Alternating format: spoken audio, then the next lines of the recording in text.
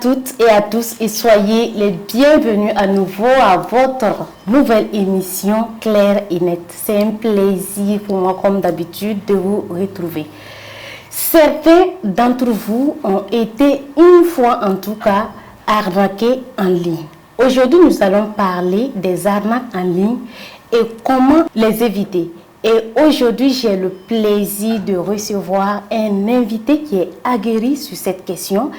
Avec lui, il va nous donner des astuces pour ne pas se faire arnaquer en ligne. Je suis en compagnie de Dr Dimitri Balima. Il est enseignant-chercheur, il est formateur, il est conférencier. Je sais que dans l'univers estudiantin, il est connu. Bienvenue sur notre plateau, docteur. Merci beaucoup, merci de me recevoir. C'est un plaisir pour moi de vous recevoir, comme je le disais en intro. Pour moi aussi. Alors, nous allons parler d'un sujet parce que de plus en plus, il y a des arnaques en ligne. Du coup, on a voulu débattre sur cette question-là pour donner des orientations, des directives à tous ceux qui nous suivent pour ne plus se faire arnaquer. Alors, quels sont les types d'arnaques les plus courants en ligne qu'on rencontre aujourd'hui?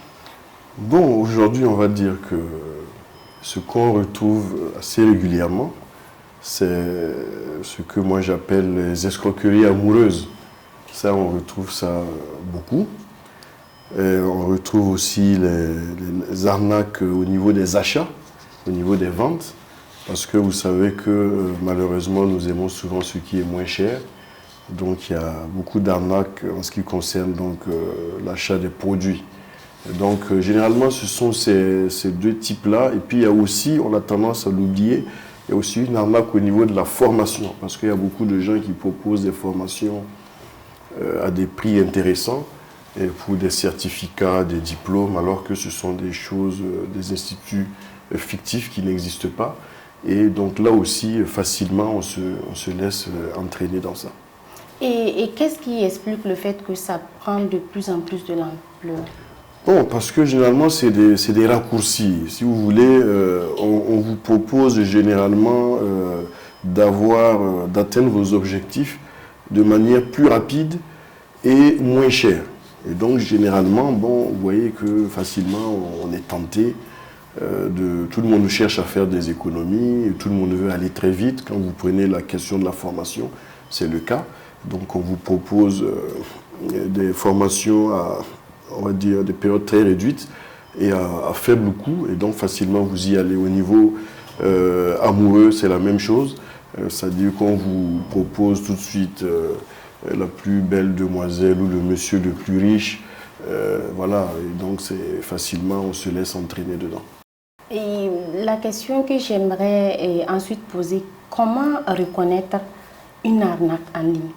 Bon, ça, c'est la chose la plus difficile, mais il faut être quand même assez vigilant. Ce qu'on demande aux uns aux autres, c'est d'éviter vraiment de céder. Quand vous sentez qu'une offre au niveau des achats, qu'elle est un peu trop facile, ça, il faut se méfier. Parce que comme on a l'habitude de dire aux gens, rien n'est facile dans la vie. Alors, donc, si on vous propose quelque chose de manière, en tout cas sans effort, déjà, vous devez vous poser la question. Voilà, exactement. Donc ça, c'est vraiment le tout. Et aussi, quand il s'agit d'achat, même les sites de rencontres amoureux, il faut vérifier les mentions légales du site. Il faut essayer de faire des enquêtes pour savoir est-ce que ce site-là, où est-ce qu'il est hébergé, est-ce qu'il est officiellement hébergé, ainsi de suite. Et même dans quel pays le site est hébergé, tout ça, ça compte. Parce que, bon, je ne veux pas citer de pays, mais vous savez, il y a des pays où on est moins sérieux.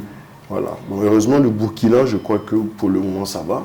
Mais il y a des endroits où, quand même, quand vous sentez que le site a été hébergé là-bas, vous devez faire véritablement attention. Ok, on va y revenir, mais en attendant, on va marquer juste une petite pause et pour suivre un micro-trottoir et revenir sur ce plateau. D'accord.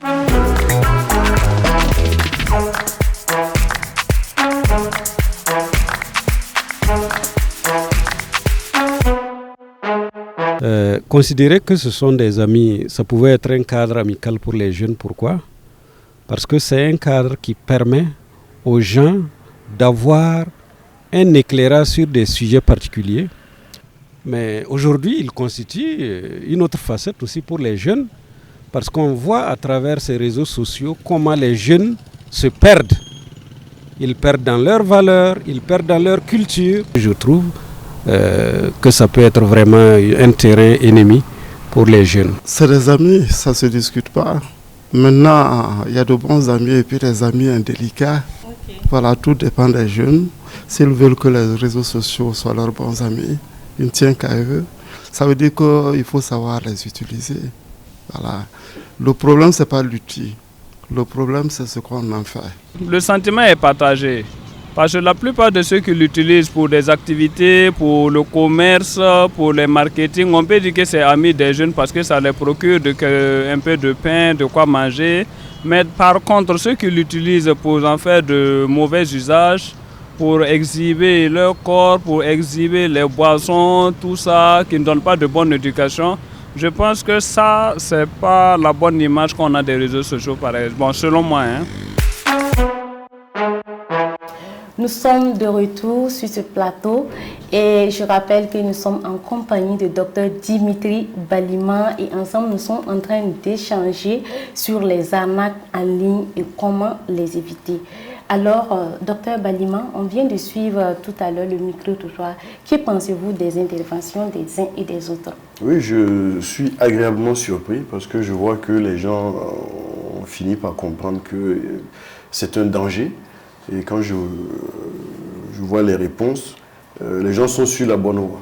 Donc c'est rassurant. Et tout à l'heure, avant la pause, nous étions en train de parler des sites frauduleux. Et j'aimerais qu'on développe un peu là-dessus. Comment reconnaître un site frauduleux ou bien peut-être un lien que je dirais frauduleux à éviter aussi à cliquer dessus pour se faire arnaquer? Bon, oui, généralement, au niveau des liens comme ça, c'est comment pour vous expliquer ça comme ça, c'est un peu très compliqué. Mais je veux dire, une fois que vous cliquez dessus, il y a un certain nombre d'informations que vous devez tout de suite pouvoir retrouver. Et donc, si ce site-là ne vous propose pas, ne met pas à votre disposition ces informations, je parle bien sûr des mentions légales et autres, là déjà, il y a, à mon avis, il y a un problème. Et là où, tout à l'heure, j'ai oublié de le dire, où les gens se font aussi beaucoup avoir, c'est notamment, pour exemple, quand vous achetez les billets d'avion. Il y a beaucoup d'escroqueries à ce niveau. Et les gens ne prennent pas le temps d'aller vérifier pour voir est-ce que ce site-là, il est hébergé conformément, on va dire, aux prescriptions. Les gens ne font pas attention parce que tout de suite, ils voient un billet pour aller à Abidjan à 100 000 francs. Alors on saute dessus parce que le vrai prix aujourd'hui, c'est autour de 400 500 000. Bon, donc c'est ça, il faut faire vraiment attention à l'égard de ce type de site-là. Et il y a certaines personnes aussi qui se font de plus en plus arnaquer et sur les achats en ligne. Quelles précautions prendre lorsqu'on veut faire un achat en ligne, par exemple? Bon, déjà, c'est de connaître le prix réel du produit. C'est-à-dire, on va dire dans la vie, pas dans la vie virtuelle, je veux dire, quand vous allez en boutique et autres, vous vous êtes renseigné, vous savez à peu près combien ça coûte. Donc, quand vous voulez l'acheter sur Internet et que la différence de prix, elle est abyssale, ça, vous devez déjà commencer à vous poser un certain nombre de questions. Donc, je crois que ça, c'est déjà la première mesure que vous pouvez justement adopter pour éviter de vous faire piéger.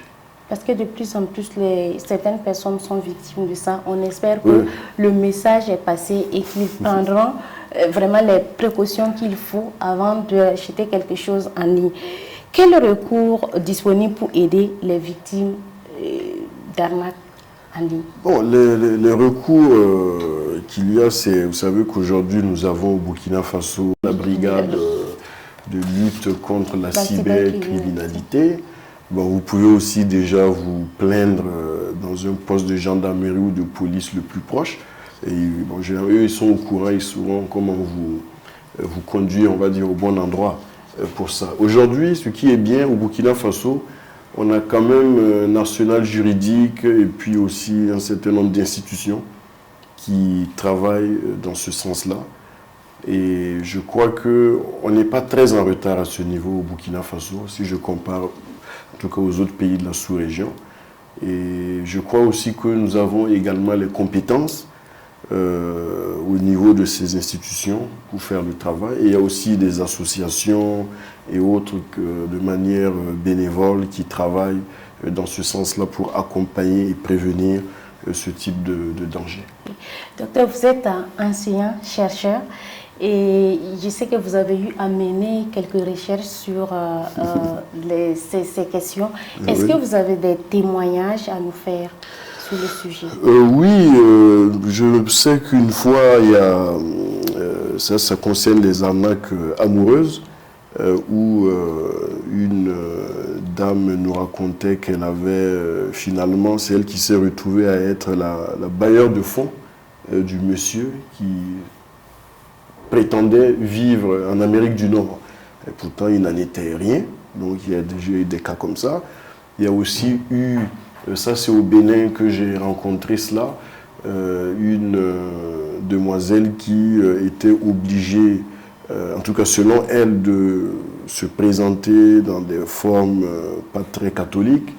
Et malheureusement, bon, ces images ont été exploitées à d'autres fins. Et finalement, le monsieur qui était censé être son copain n'est jamais venu, n'est jamais arrivé. Donc là aussi, ce sont des choses, il faut demander toujours aussi à voir les personnes qui vous demandent un certain nombre de choses. Mais je reconnais que c'est difficile, parce que c'est facile. Hein. Bon, aujourd'hui, on est là, on discute, c'est facile. Mais aujourd'hui, il est difficile de faire toute sa vie sans avoir été victime une seule fois de ce type d'arnaque. Moi-même, j'ai été victime d'une arnaque comme ça à Abidjan, parce que justement, un collègue professeur en Côte d'Ivoire, qui est en tout cas un de nos références, et par Facebook, je lui ai dit, ah écoute, professeur, moi je suis là, je suis à Abidjan, et tout. Et le gars, il me répond, alors que c'était un compte qui avait été piraté. Et il me répond, et puis il me dit, oui, ça tombe bien, lui qui n'est pas là, qu'il est actuellement au Bénin, mais ça tombe bien si je peux envoyer combien à son frère, et quand il vient demain, bon, nous on se voit, il n'y a pas de problème. Bon, et puis effectivement, j'ai jamais eu de problème avec lui. Donc je me suis laissé entraîner, et quand j'ai fini de faire la transaction, c'est vraiment un hasard, hein. Je vais à la station d'essence, et je vois le professeur en question, qui était censé être au Bénin, et qui me dit, je lui dis, mais que se passe-t-il? Le gars, il me dit, mais est-ce que je t'ai déjà demandé de l'argent? Voilà, donc là, je ne me suis pas posé cette question, parce qu'effectivement, je ne comprends pas qu'il me demande à moi de l'argent pour dépanner son frère qui est malade. Pourtant, il a sa femme, ses frères et tout, qui sont sur place à Abidjan, et moi, je suis de passage. Donc, vous voyez que là, je n'ai pas été vigilant. Ouais. Et bon, heureusement que ce n'était pas une grosse somme, mais ça m'a fait mal quand même, jusqu'à aujourd'hui. Okay. Nous sommes presque à la fin, pour ne pas dire à la fin de l'émission. Est-ce que vous avez des conseils ou des orientations en quelques phrases pour inviter les gens à prendre les précautions afin de ne pas se faire arnaquer? Et si vous avez l'habitude de publier souvent par exemple, vos images et tout dans des conditions bizarres, ce sont des images qu'on peut aussi, que certaines personnes mal intentionnées peuvent récupérer et un jour plus tard les utiliser contre vous pour vous faire chanter. Il y a aussi cette forme de choses qui existent auxquelles on ne fait pas attention. Parce qu'aujourd'hui, vous voyez, les jeunes, bon, ils aiment publier tout ce qu'ils font un peu partout. C'est bien, mais c'est des choses qui peuvent se retourner un jour contre ces personnes. Donc je crois qu'aujourd'hui, il faut toujours se poser la question, est-ce que ce que je publie, que ce soit en texte, en image et autres, est-ce que dans 10 ans, j'en serai toujours fier? Est-ce que dans 10 ans, ça va m'arranger que j'ai publié ce genre de choses sur mon profil? Et donc, je crois que ça, ce sont les bonnes questions aussi qu'il faut se poser, parce qu'après, on peut utiliser certaines images et autres pour vous faire chanter. Et là encore, on retombe encore dans l'arnaque. Merci beaucoup, Dr Balima, d'être passé sur ce plateau. Ce fut un plaisir, merci, et puis j'espère revenir une prochaine fois. Mesdames et messieurs, chers téléspectateurs, chers internautes, c'est tout pour cette émission du jour. Je crois qu'en quelques minutes, on ne peut pas tout se dire, mais l'essentiel du message est passé. Donc, prenez des précautions pour ne plus vous faire arnaquer en ligne. Il faut toujours vérifier, se poser les bonnes questions avant de faire des achats en ligne ou autre chose sur Internet. Merci de nous avoir suivis. C'était un plaisir pour moi, comme d'habitude, d'être en votre compagnie. Au revoir. On se retrouve très prochainement pour une nouvelle émission de Clair et Net.